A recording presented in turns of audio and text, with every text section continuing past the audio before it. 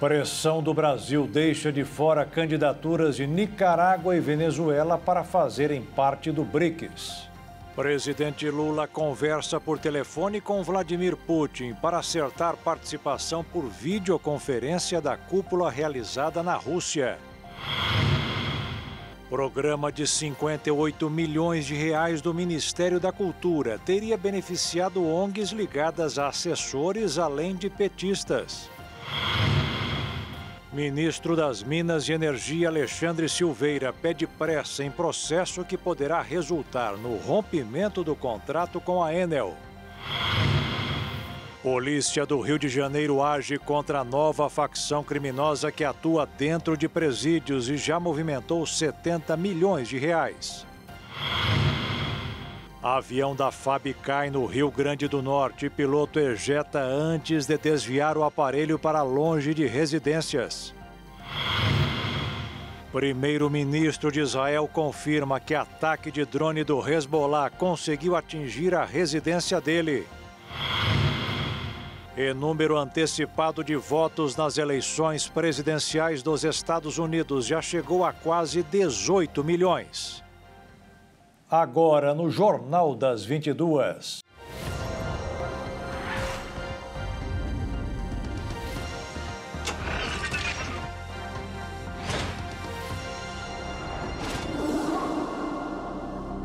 Olá, boa noite. Um avião da Força Aérea Brasileira caiu hoje no Rio Grande do Norte. O piloto conseguiu ejetar o assento antes de desviar a aeronave para um local desabitado, longe de residências. O avião caiu em Parnamirim, município da Grande Natal, em uma área de mata próxima a vários condomínios residenciais. De acordo com a Força Aérea, o piloto conseguiu se ejetar antes do caça colidir com o solo e foi resgatado por uma equipe de salvamento da própria FAB. A aeronave, um caça F-5M da Força Aérea Brasileira, se acidentou durante um voo de treinamento para a Operação Cruzeiro do Sul, a Cruzex, que é o maior exercício de guerra aérea da América Latina e que, em novembro, receberá aeronaves e pilotos de vários países. Informações preliminares dão conta que logo após a decolagem o caça teve problemas. Moradores da região contaram que ouviram um barulho muito alto e puderam ver a nuvem de fumaça que se formou logo após a queda. O Corpo de Bombeiros foi acionado e enviou 2 equipes para conter o avanço do fogo na vegetação, a fim de evitar que se alastre para áreas próximas. A FAB informou que o acidente será investigado pelo Centro de Investigação e Prevenção de Acidentes Aeronáuticos, o CENIPA. Segundo informações iniciais, o piloto está bem. Ele teria reportado fogo no motor logo após a decolagem. Outro acidente com avião não terminou bem. O piloto que treinou os atores do filme Top Gun Maverick morreu durante um show aéreo no Novo México. O espetáculo, apresentado no Aeroporto Internacional de Le Crucis, contava com diversas acrobacias realizadas por Charles Coleman, mas uma manobra deu errado e o responsável por instruir os atores do filme Top Gun Maverick, estrelado por Tom Cruise, o aviador e engenheiro aeroespacial, despencou de uma altura de 800 metros. A Polícia Estadual de Le Crucis e o Conselho Nacional de Segurança e Transportes estão investigando a causa do acidente. O aeroporto foi temporariamente fechado durante a investigação, permitindo apenas voos agendados e de emergência. O prefeito da cidade e os atores do filme lamentaram a morte e expressaram condolências à família e fãs de Charles Coleman. Os funcionários responsáveis pela segurança nas unidades socioeducativas de todo o país não deverão mais utilizar armas de fogo no local de trabalho. A União, estados e municípios terão 1 ano e meio para adequarem os procedimentos onde estão internados jovens e adolescentes.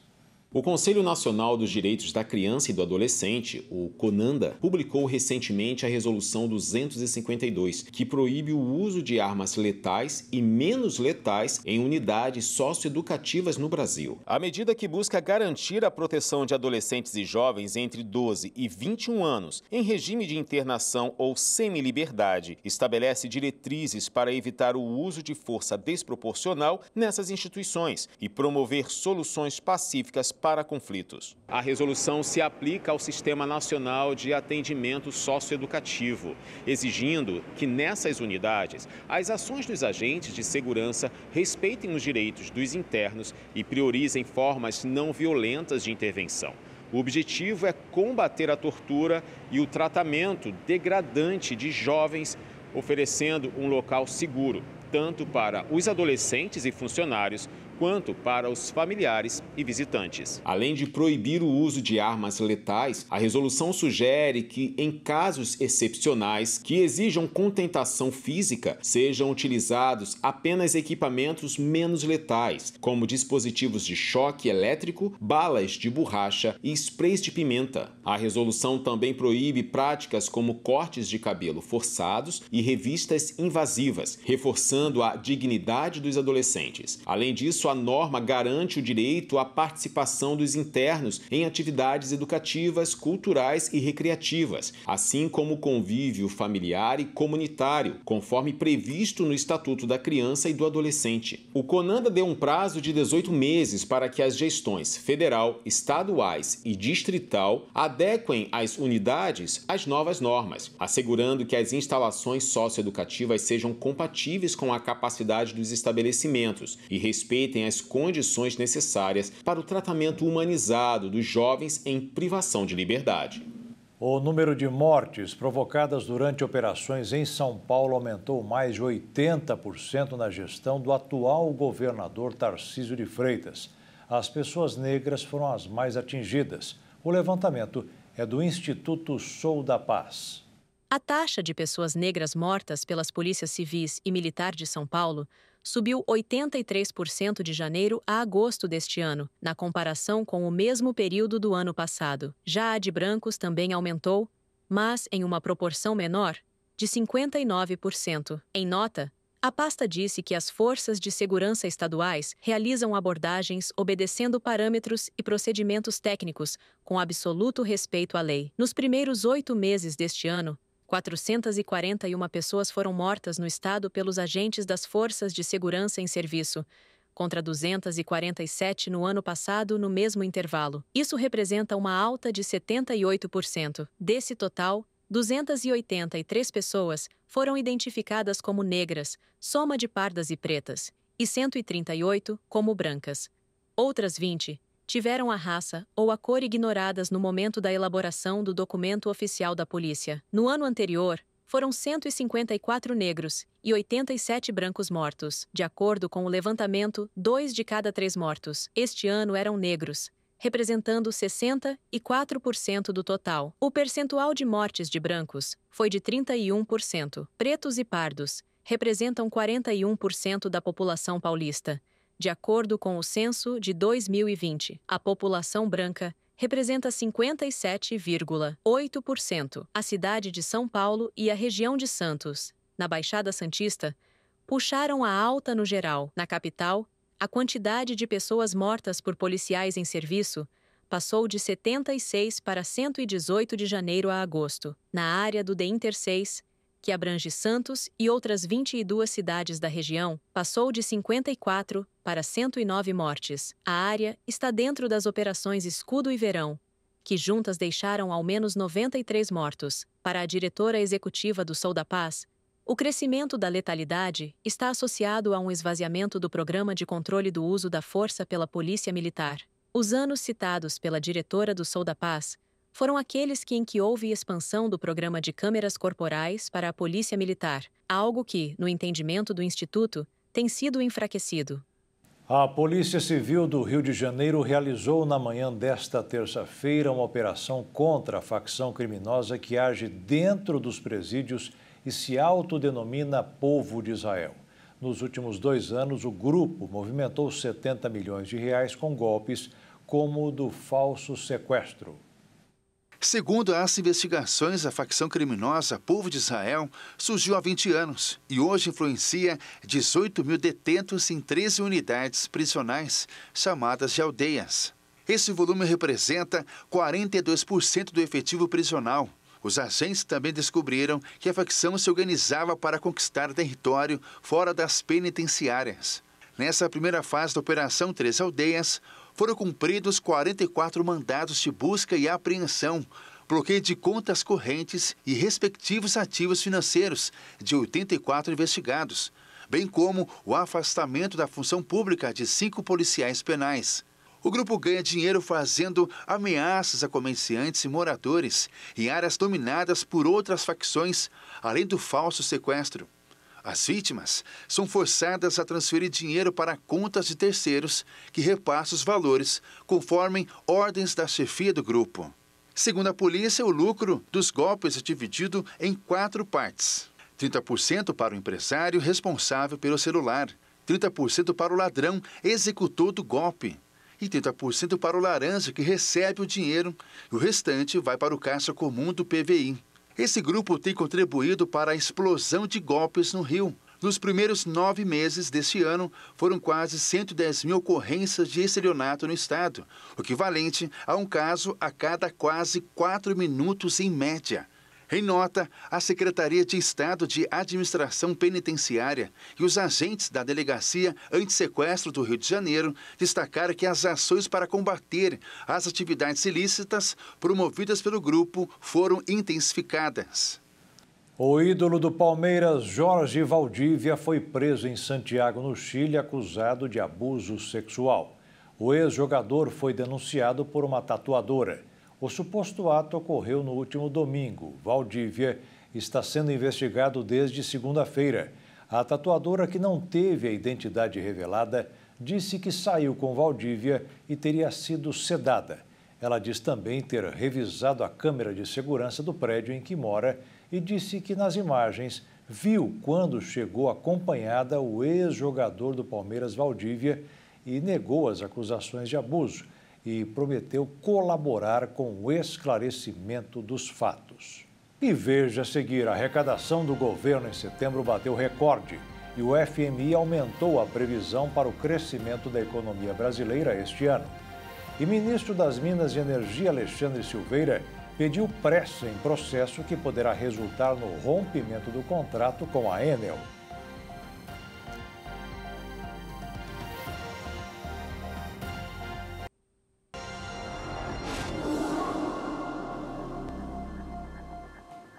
O ministro das Minas e Energia, Alexandre Silveira, pediu urgência no processo para o rompimento do contrato de concessão da Enel em São Paulo.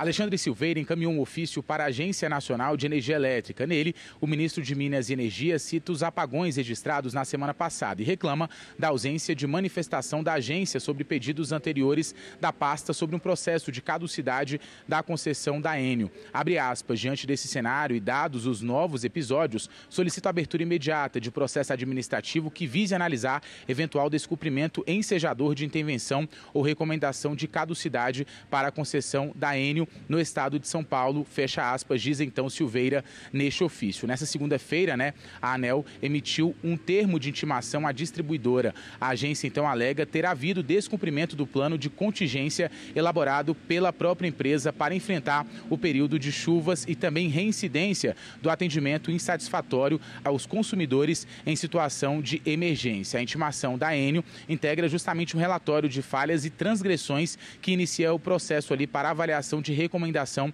de caducidade a ser apreciada pela diretoria da ANEEL e também depois encaminhada ali ao Ministério de Minas e Energia. Na próxima segunda-feira, o processo será distribuído para a relatoria de um dos diretores da agência. A distribuidora tem então 15 dias contados do recebimento do termo de intimação para apresentar a manifestação. Alexandre Silveira também antecipou hoje ao jornal O Globo que o governo estuda ali uma forma de indenizar as 850 mil famílias que ficaram mais de de 24 horas sem energia lá no estado de São Paulo. A maneira, então, como a União fará esse pagamento aos paulistanos ainda não está definida, mas a estimativa é justamente de um gasto ali de cerca de 300 milhões de reais. Essa indenização se somaria, então, ao ressarcimento pelos danos causados devido à falta de luz, como a perda de eletrodomésticos e também eletrônicos. O contrato de concessão do serviço ali da Enel, já obriga justamente, então, que a empresa, a agência, a cobrir justamente esse tipo de custo. O governo arrecadou 203 bilhões de reais em setembro. Foi o melhor resultado para o mês desde que começaram a ser divulgadas as tabelas de arrecadação de impostos, 29 anos atrás. E no acumulado desde janeiro, o brasileiro também nunca havia pagado tanto à Receita Federal. Foram quase trilhões de reais. Segundo a nota divulgada junto com os números, a arrecadação subiu por causa da melhora nas exportações, nos salários e na venda de combustíveis. Os negócios nos mercados financeiros mundiais estão cada vez mais impactados pelas eleições nos Estados Unidos. Com a possível vitória de Donald Trump com aumento de tarifas de importação, preocupa todos os países que vendem produtos. No Brasil, o dólar praticamente não se mexeu em relação a ontem e fechou o dia cotado em R$ 5,69 para a venda. Já na Bolsa de Valores, o pregão caiu 0,31%, pressionado pelos preços de produtos como minério de ferro e petróleo aos 129.951 pontos. E o Fundo Monetário Internacional aumentou hoje a previsão para o crescimento da economia este ano. Subiu de 2,1% divulgado em julho para 3%. Mas, segundo o FMI, a perspectiva para o ano que vem é de que o PIB não deverá crescer tanto. Culpa, segundo o fundo, da política de juros altos mantida para controlar a inflação do país. O Ministério da Agricultura divulgou uma lista com 12 marcas de azeite que estão proibidas. Elas são suspeitas de oferecer riscos à saúde. O Ministério da Agricultura e Pecuária, o MAPA, divulgou uma nova lista com 12 marcas de azeite, que possuem lotes considerados impróprios para o consumo e estão fora dos padrões de qualidade. Segundo o Ministério, o azeite é o segundo produto mais fraudado do mundo, ficando atrás do pescado. Em setembro, a Anvisa já havia proibido outras duas marcas, a Serrano e a Cordilheira. E agora, a lista contém os seguintes azeites: Greco Santorini, La Ventosa, Alonso, Quintas da Oliveira, Olívias Daltango, Vila Real, Quinta de Aveiro, Vincenzo, Dom Alejandro, Almazara, Scarpas das Oliveiras e Garcia Torres. Elas são suspeitas por representarem risco à saúde, isso porque não há certeza de sua origem e composição. Além disso, o Ministério pede para a população desconfiar dos preços e não comprar azeites vendidos a granel, além de dar preferência aos produtos que foram embalados recentemente. O Instituto de Infectologia Emílio Ribas de São Paulo teve festa de aniversário hoje. Faz 10 anos que foi iniciada uma reforma para ampliação do local, conhecido por estar sempre à frente no combate às epidemias. Segundo a placa que está em frente ao hospital, o investimento da obra, que começou em 2014, foi definido por mais de 140 milhões de reais, com previsão de entrega de 3 anos. Mas o término foi sendo adiado e o valor não parou de subir. Hoje, já foram gastos 400 milhões de reais. E agora, o prazo foi ampliado mais uma vez para daqui a 10 anos. A obra entrou na fase 3. Os leitos, que foram abertos durante a pandemia, correm o risco de serem fechados. Os andares já foram reformados e equipados para atender a população. Mas a falta de funcionários torna a abertura quase impossível e os pacientes não são atendidos. A Associação dos Médicos do Emílio Ribas informou que o governo do estado deveria contratar as pessoas aprovadas nos concursos públicos. Muitos desses profissionais esperam há meses por um chamado que ainda não foi feito. Começou a chover e os agricultores em Goiás comemoraram a melhora no clima, iniciando o plantio de soja. A expectativa do setor do agronegócio para a nova safra 2024-25 é alta. No atual período de seca, quase todos os estados produtores de grão sofreram impacto sobre o plantio. A semeadura da soja no Brasil atingiu 17,6% da área estimada graças à chegada de chuvas em diversas regiões, como em Goiás. Depois de quase 180 dias sem chuvas no estado, os agricultores goianos deram início ao plantio de soja após o primeiro registro de água. No ano passado, nessa mesma época do ano, mais de 30% do plantio já estava feito. A chuva dos últimos dias suavizou o quadro da seca severa na região. Apesar da felicidade, os agricultores também continuam preocupados. O medo é de que as precipitações se acumulem no verão e dificultem o período da colheita. Mesmo com atraso, o dono das fazendas reunidas Balgart, que fica na região de Rio Verde, sudoeste de Goiás, Alexandre Balgart, acredita que haverá uma boa safra. A expectativa da Companhia Nacional de Abastecimento, divulgada na semana passada, é de uma produção de 11,8%. A propriedade rural em Rio Verde tem 25 mil hectares. O local é considerado uma das referências da região no uso de tecnologia no cultivo de grãos e na pecuária. Em 2023, Rio Verde teve o segundo maior valor de produção de soja e milho do Brasil entre os estados. Goiás ocupou a terceira colocação no ranking, de acordo com dados do IBGE. 3 filhotes de tuiuius foram resgatados na Serra do Amolar, região da Barra de São Lourenço, no Pantanal. Depois de receberem os primeiros cuidados, elas foram transferidas para o Centro de Reabilitação de Animais Silvestres em Campo Grande. À medida que o fogo avança, põe em risco a vida dos animais na Barra do São Lourenço, no Pantanal. Uma das árvores que abrigava um ninho quase foi consumida pelas chamas. Os brigadistas do Instituto Homem Pantaneiro agiram rápido e realizaram o resgate de 3 filhotes de tuiuius.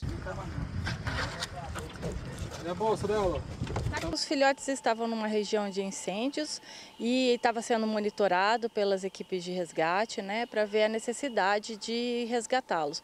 Como o fogo se aproximou muito e a árvore ficou em risco, então foi optado por trazer esses animais, para que eles pudessem receber um tratamento. Depois de receberem os primeiros cuidados, os filhotes foram transferidos de helicóptero para Corumbá, mas para garantir um tratamento que assegure a recuperação, as aves foram encaminhadas aqui para o Centro de Recuperação de Animais Silvestres. Ontem à tarde nós recebemos 2 desses 3 animais, sendo que um realmente não resistiu e foi a óbito. Um aparentemente está bem e o outro fraturou, teve uma fratura exposta na asa, mas como são animais que, como eu falei, veio de uma região de incêndios, então geralmente inalaram fumaça, tem um comprometimento do pulmão, então nós vamos fazer o tratamento e observar essas aves ao longo do tempo que eles vão ficar aqui conosco. Só depois do período de recuperação será conduzida uma análise da viabilidade de reintegração dos 2 filhotes à natureza. Com certeza vão ficar um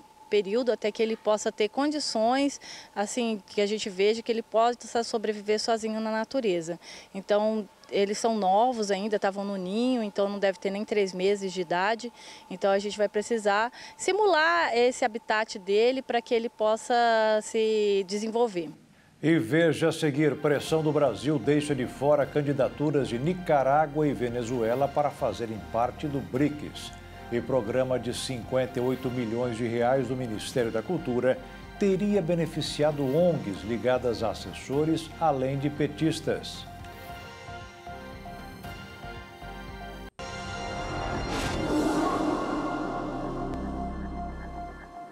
A pressão do Brasil contou para a Nicarágua e a Venezuela ficarem fora da lista dos candidatos a ingressarem no BRICS. O presidente Lula deverá participar do encontro por videoconferência. Hoje, o presidente conversou com o colega russo Vladimir Putin.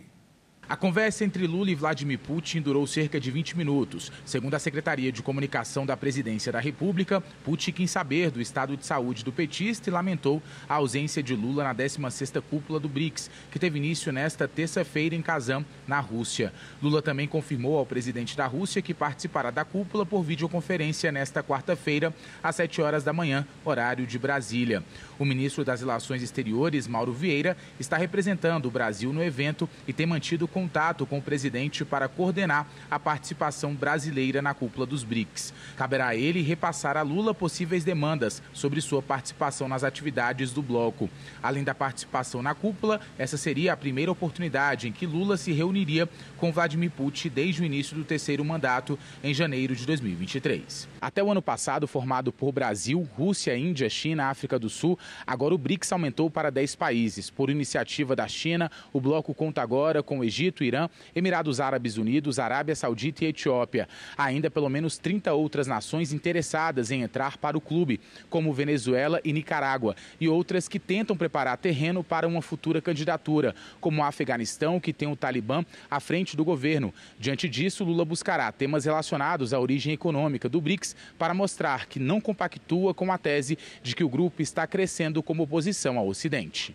O BRICS, com a expansão, é um processo em formação e os chefes de Estado vão discutir todos os temas que estão na agenda, que são os novos parceiros, as modalidades, os tempos, então é isso. O senhor acha que a Venezuela tem chance, ministro, de fazer parte? Todos os países candidatos têm. No entanto, os membros que compõem o BRICS fecharam nesta terça-feira em Kazan, durante reunião, a relação de países que podem aderir ao grupo de parceiros do bloco. Após pressão do governo brasileiro, a Venezuela e a Nicarágua ficaram de fora da lista. Também foi incluída nas negociações um reforço sobre a necessidade de uma reforma no Conselho de Segurança da ONU, pleito da diplomacia brasileira que vem sendo defendido pelo presidente Lula. O presidente Lula passou por novos exames hoje de manhã no Hospital Sírio-Libanês de Brasília. Segundo o boletim divulgado, o quadro do presidente é estável e ele pode retomar a rotina de trabalho. O exame deverá ser repetido em até 72 horas. O governo federal criou um programa para a difusão de cultura nos estados, com recursos que beneficiam as ONGs. Ao todo, o repasse que serão financiados chega à casa de 58 milhões e 800 mil reais. A Lei Rouanet, criada em 23 de dezembro de 1991, foi sancionada com o objetivo de fomentar a atividade cultural no Brasil. Instituiu o Programa Nacional de Incentivo à Cultura, o PRONAC, para captar e canalizar recursos para o setor. Diversos estados e municípios também possuem leis de incentivo à cultura, que se estruturam a partir de renúncias fiscais e incentivos de diversas naturezas. Criado em setembro de 2023, o Programa Nacional de Comitês de Cultura estabeleceu comitês nas 27 unidades da federação. O plano consiste em contratar entidades culturais para coordenar atividades de fomento nos estados. Cabe a elas realizar ações de mobilização social, formação em direitos e políticas culturais, apoio à elaboração de projetos, comunicação social e difusão de informações sobre políticas culturais. A seleção dessas organizações da sociedade civil para as coordenações se deu por meio do edital lançado em outubro passado. Um programa criado pelo governo federal para a difusão de cultura nos estados que beneficia as organizações não governamentais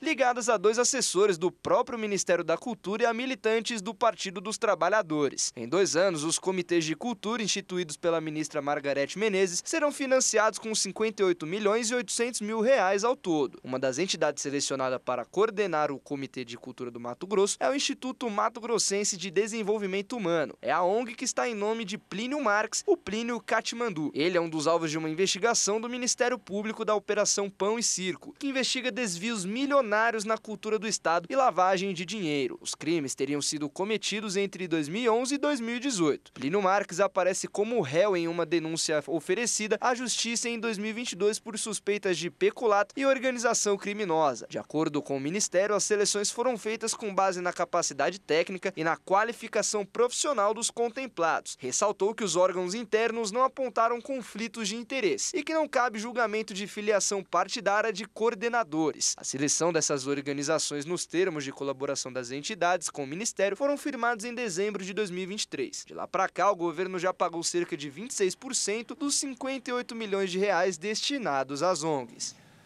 A Comissão de Assuntos Econômicos do Senado aprovou o convite para o ministro da Educação, Camilo Santana, depor sobre os pagamentos do programa Pé de Meia. O benefício de R$ 200 por mês, além de R$ 1.000 ao final do ano, é dado aos estudantes matriculados no ensino médio de escolas públicas, para incentivar que eles não abandonem o ensino.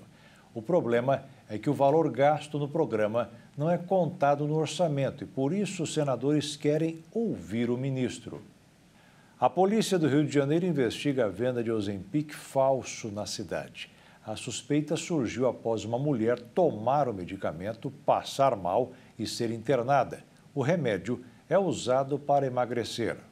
A Polícia Civil investiga a suposta venda da versão falsificada do medicamento Ozempic na zona sul do Rio de Janeiro. O caso passou a ser apurado depois que uma mulher que usa o remédio indicado para diabetes há 1 ano passou mal após a aplicação. Após uma dose do produto em casa, supostamente falsificado, a vítima foi internada com quadro clínico grave na última quinta-feira. Ela só percebeu a adulteração na última caixa que comprou e após a médica da emergência levantar a suspeita da procedência. O delegado responsável pelo caso, Gilberto Ribeiro, informou que o material será enviado para uma perícia no Instituto de Criminalística Carlos Éboli. O resultado do exame vai conferir se o remédio é falso ou não. A suspeita começou devido à reação da paciente, uma vez que ela já realizava o tratamento com Ozempic e nunca teve reações. A Vigilância Sanitária, Vigilância Zoonoses e Inspeção Agropecuária apreendeu 3 caixas do medicamento e o proprietário da loja também foi ouvido. A polícia preferiu não dar detalhes da investigação, mas afirmou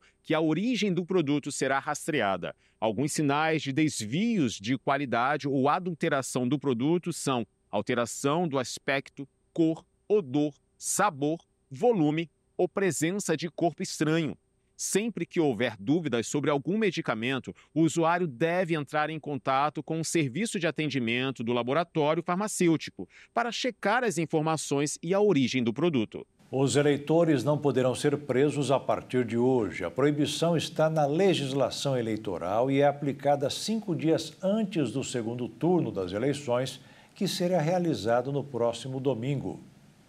A regra exclui prisões em flagrante ou casos de prisões determinadas, a partir de sentença criminal condenatória por crime inafiançável ou desrespeito a salvo-conduto. A restrição seguirá válida até 29 de outubro, 2 dias após a votação. No próximo domingo, quase 34 milhões de eleitores de 15 capitais e 36 municípios voltam às urnas para eleger os prefeitos que disputam os cargos. Não há segundo turno para a disputa ao cargo de vereador. Os eleitores que não puderem comparecer ao pleito deverão fazer a justificativa de ausência na votação. Assim como no primeiro turno, não há possibilidade de voto em trânsito no segundo. No dia da eleição, o cidadão pode fazer sua justificativa de ausência por meio do aplicativo e título da Justiça Eleitoral, ou por meio de pontos físicos montados pelos tribunais regionais eleitorais, no dia do pleito. O app pode ser baixado gratuitamente até sábado, véspera da eleição.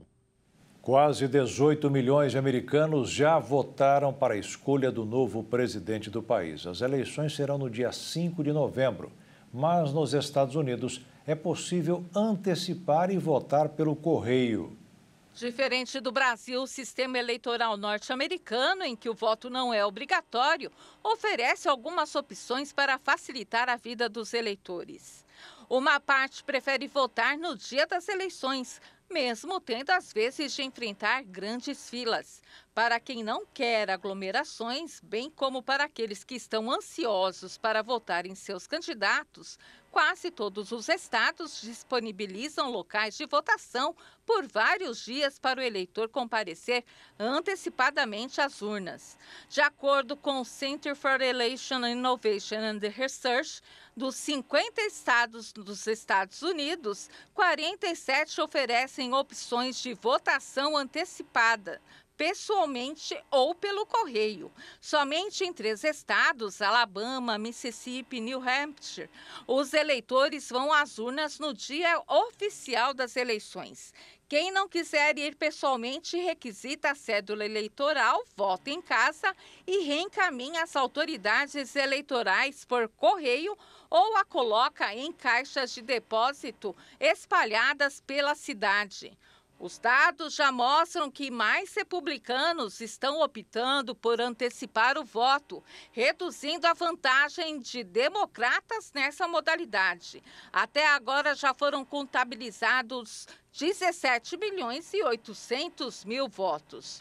O número é pouco mais da metade do observado a essa mesma altura da disputa em 2020, mas aquela eleição foi atípica em razão da Covid-19.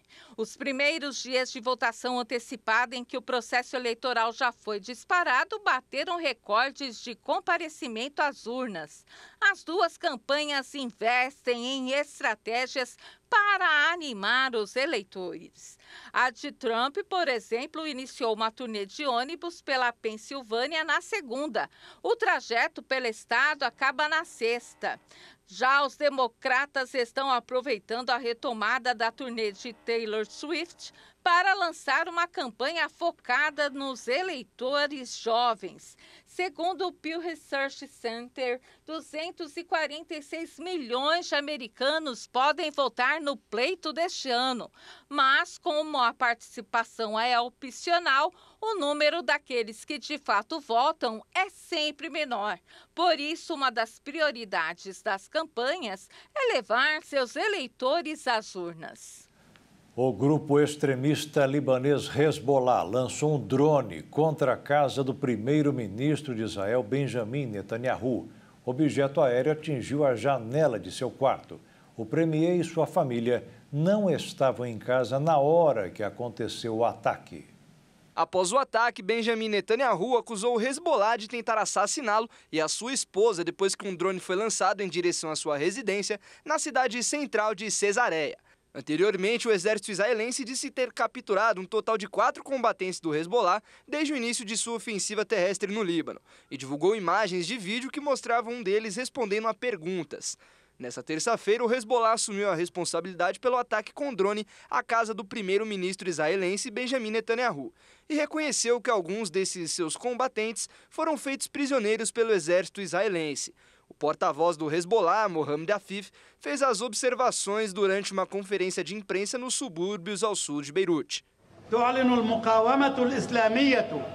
A resistência islâmica declara sua total, completa e exclusiva responsabilidade pela Operação Cesareia e pelo ataque à casa do criminoso de guerra e líder sionista fascista Netanyahu.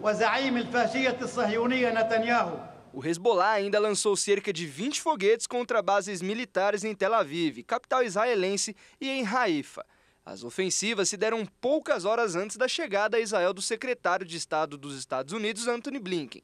O secretário de Estado dos Estados Unidos fez um novo pedido para um cessar-fogo na faixa de Gaza. Acredito que a morte de Sinwar, o chefe do Hamas, cria uma oportunidade importante para trazer os reféns para casa, para pôr fim à guerra e para garantir segurança de Israel.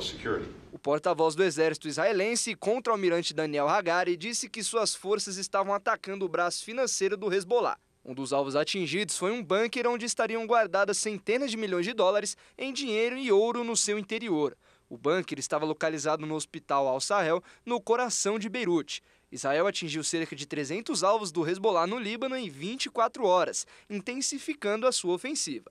Um dos ataques israelenses foi em um edifício perto de um hospital no sul de Beirute.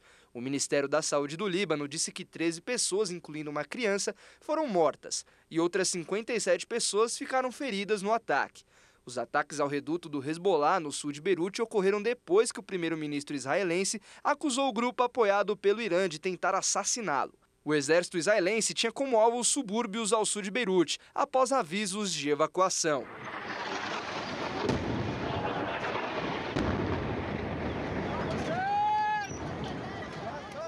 E veja a seguir, o levantamento aponta que a cada 3 horas um médico é agredido verbalmente ou fisicamente no Brasil.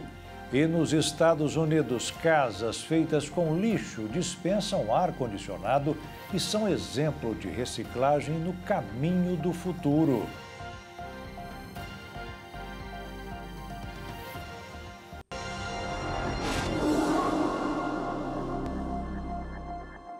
O sistema de reconhecimento facial dos apostadores em sites entrou na fase de testes, com a medida inédita no mundo. Quando for provada alguma inconsistência nas informações, o usuário será bloqueado para evitar fraudes e golpes. A partir de janeiro de 2025, os sites de apostas online regularizados pela Justiça Brasileira serão obrigados a implementar o reconhecimento facial nas plataformas. O objetivo da medida é prevenir que ocorram fraudes, além de garantir que os cadastros não sejam feitos por jovens menores de idade. Segundo o Instituto Brasileiro de Jogo Responsável, a solução aplicada será similar à utilizada atualmente por instituições bancárias. Com auxílio de ferramentas de inteligência artificial, verificações serão feitas em alguns momentos do processo de aposta, onde será verificada a autenticidade do usuário e também as informações cadastradas por ele. A biometria será cruzada com informações armazenadas em sistemas do governo e do mercado financeiro, mapeando possíveis condutas irregulares. Se houver alguma inconsistência nos dados, automaticamente o usuário será bloqueado. Com a medida, o Brasil se tornará o primeiro país a adotar o reconhecimento facial nas apostas online. Uma turista foi multada em quase R$5 mil porque estava alimentando um macaco prego com salgadinhos de pacote em Bonito. Um vídeo publicado nas redes sociais repercutiu na última semana. Uma mulher filmou o momento em que alimentava um macaco prego com salgadinho de milho no balneário municipal de Bonito. Não teve um flagrante de fato, né? A gente recebeu a denúncia através do aplicativo de WhatsApp. Nós temos um telefone funcional, em que mostrava o stories no aplicativo do Instagram da autuada, ela entregando um salgadinho para o macaco.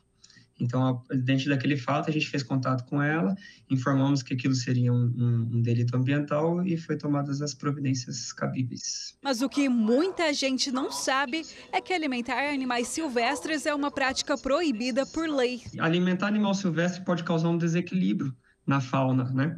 A gente está levando alimento que não é o alimento que ele buscaria na natureza de fato, e isso pode causar um desequilíbrio ecológico. Pode, por exemplo, aumentar uma população de determinada espécie, causando um desequilíbrio geral. A mulher foi denunciada e multada em mais de R$4 mil.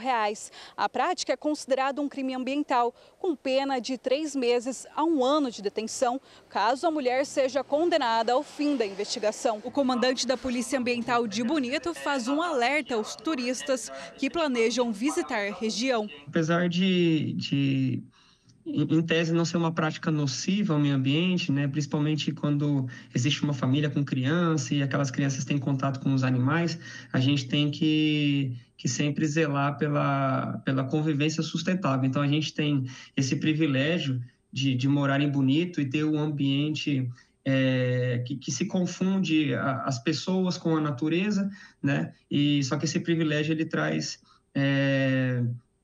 traz algumas responsabilidades. Então, curtam a natureza, aproveite o final de ano aqui em Bonito, mas tentem não se aproximar de animal silvestre, não alimentar. É possível tirar foto, sim, claro, aproveitar, mas de forma sustentável para que a gente não prejudique os animais, né? Porque isso, de fato, é prejudicial para a saúde deles.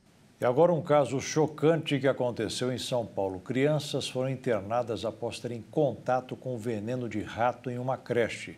O repórter Pedro Veraldi vai contar os detalhes. 10 crianças foram hospitalizadas após terem tido contato com veneno de rato dessa creche municipal na zona norte de São Paulo, localizada no bairro do Parque Novo Mundo. O caso aconteceu na segunda-feira. As crianças estavam brincando no parquinho da creche quando encontraram e tiveram contato com o veneno. Mas, segundo a escola, nenhuma criança engoliu. Ao perceber o ocorrido, as mãos das crianças foram higienizadas e elas foram levadas imediatamente para um hospital. Lá, elas ficaram internadas e foram liberadas 12 horas depois. Das 10 crianças, 2 tiveram diarreia e febre, mas passam bem. e as mães ficaram preocupadas. Eu conversei com algumas delas e elas nos contaram como foi esse momento de tensão. Eu tomei um baque, fiquei achando que tinha acontecido alguma coisa muito pior por eles rapidamente levar 10 crianças para a escola, né? E eu fiquei muito nervosa diante de tudo isso. Eu fiquei assustada porque eu não sabia se tinha acontecido naquele momento ou se realmente já tinha acontecido antes. O efeito, eu não sabia se demorava para acontecer. Só queria que fizesse o exame logo, inclusive demorou. A escola segue com as aulas normalmente. Segundo a Secretaria da Educação, a desratização aconteceu em julho, no período das férias, e não há mais risco nenhum para as crianças. Um procedimento de investigação foi instaurado para apurar o caso. A equipe de remo do projeto Remar para o Futuro e o motorista Ricardo da Cunha Leal são velados nesta terça-feira na cidade de Pelotas, no Rio Grande do Sul.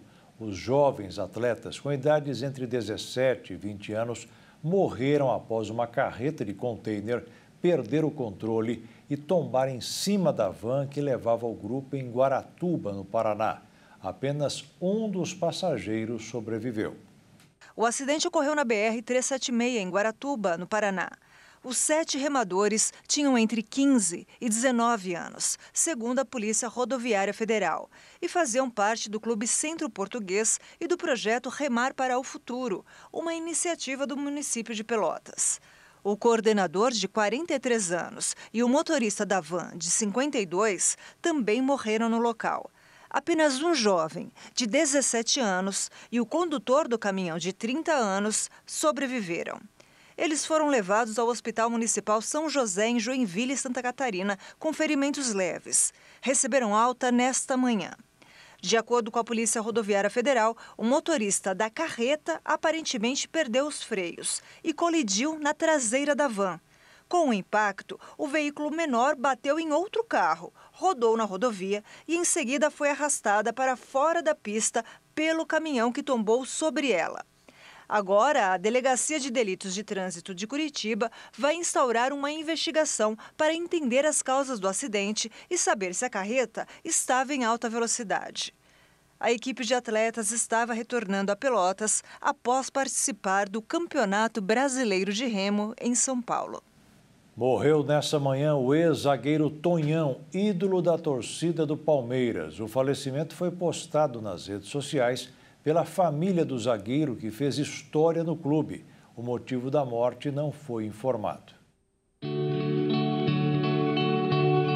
Ídolo da torcida palmeirense, o zagueiro Tonhão teve o falecimento confirmado por sua família nas redes sociais.